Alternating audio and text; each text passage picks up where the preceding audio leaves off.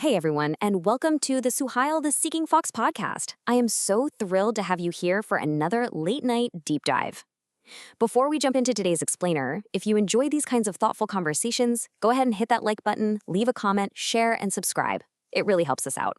And you might have already spotted our little claymation mascot, Suhayl the Fox, hanging out in the scene today. He's always on the hunt for truth right alongside us. Today, we've got a really fascinating explainer for him and for all of you, exploring a profound philosophical and Quranic concept known as Nūr. Now, I want you to sit with this core question for a second. What good is truth if we can't see it? Imagine it's the middle of the night and it is pitch black. You could have the most beautiful, intricate, absolute reality sitting right there in front of you, but it means absolutely nothing if you're standing in the dark, right? You can't interact with it, you can't appreciate it, you can't even avoid tripping over it. The truth is there, sure, but your perception of it is completely zero. Which brings us to section 1, beyond just physical light, illuminating reality. Just to be crystal clear right out of the gate, we aren't talking about literal light bulbs or sunshine here. We're talking about something way deeper. We're talking about illuminating reality itself. Let's look at this definition. Nūr is the illumination that makes things perceptible. It reveals what's hidden, and it lets you see the path ahead. In a previous explainer, we talked about Ḥaqq, which is the reality itself. Ḥaqq is what is. But Nūr, well, Nūr is the crucial element that actually lets you perceive that reality. It's a pretty extraordinary relationship when you think about it. Without Nūr, reality is still reality, but you are completely blind to it. Moving into section 2, one light, countless darknesses, moving toward unified clarity. This brings us to a really fascinating linguistic contrast that just perfectly captures our messy human experience. Notice the grammar here. When the text talks about moving people from darkness to light, darkness is plural. It's multiple layers of obscurity. But light is singular, a unified clarity. It's such a striking image. It tells us that spiritual or intellectual progress isn't just a simple jump from bad to good. It is about escaping a chaotic, layered, messy web of darkness into one beautifully unified clarity. And man, just look at what makes up those plural darknesses. Ignorance, confusion, deception, arrogance, fear, heedlessness, false assumptions, distorted desires. I'm looking over at Suhayl the Fox right now, and even he looks a little concerned at how accurate these are. It's highly relatable, isn't it? We have all been trapped in one or more of these at some point in our lives. These aren't just one type of dark room. They are overlapping shadows that totally obscure our vision of reality. That takes us to section 3, the map and the headlights. Why direction isn't enough. Escaping those shadows requires something specific. And that brings us to how this beautiful illumination connects to another concept we've explored before, which is Hudā, or guidance. Because honestly, just having a direction is not enough on its own. Think of Hudā, the guidance, as your car's GPS. It tells you exactly where to go. It gives you the destination and the route. But Nūr, the illumination, that is your headlights. If you're driving at midnight on a winding mountain road, having a GPS is great. But if your headlights are broken, you are going to crash in the dark. You desperately need both. Hudā is the direction, and Nūr makes that direction perceptible. This totally explains why the revelation itself is described in the text as a clear light.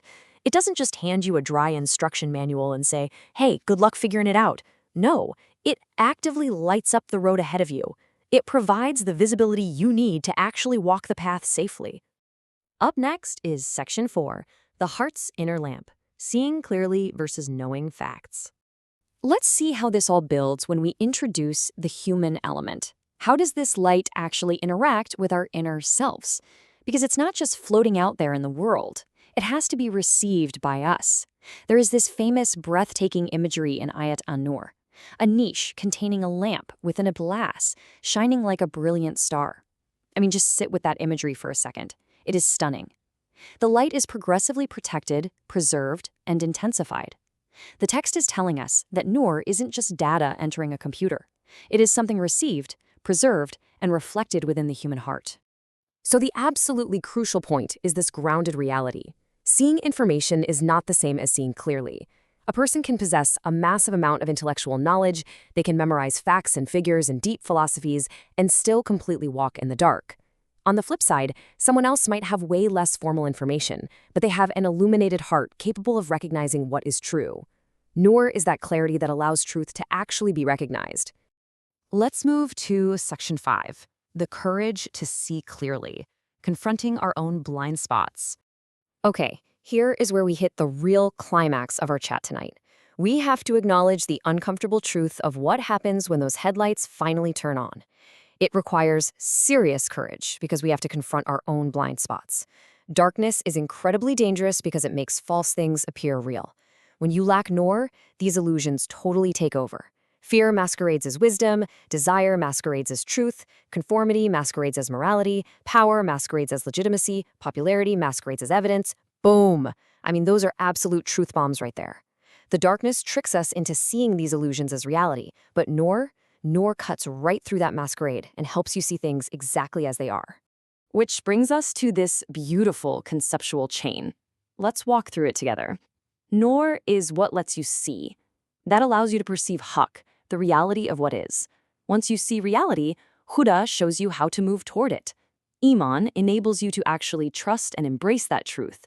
And finally, Taqwā is what protects your orientation and keeps you aligned with it. See how it all connects? It all kicks off with that initial spark of illumination. But honestly, here is the toughest part. Real illumination isn't just about feeling cozy and enlightened. It's a mirror. And that mirror exposes our own internal mess. It exposes our contradictions, our self-deceptions, our misplaced loyalties, our hidden motives. That is incredibly uncomfortable. Seeking the light requires deep integrity because it means refusing to falsify reality, even when that reality is pointing out your own flaws. So the deepest question isn't really, how much light do I have? The real question is, what am I willing to see? I want to leave you with that powerful, provocative thought tonight. Think about what you are willing to let the light expose in your own life. Thank you so much for joining me for this deep conversation, and a huge thanks to Suhayl the Seeking Fox for hunting for the truth with us tonight. If you enjoyed this, please like, comment, share, and subscribe to the Suhayl the Seeking Fox podcast so we can bring you more of these explainers. It means the absolute world to us. Until next time, keep seeking, keep asking questions, and keep the lights on. Good night, everyone.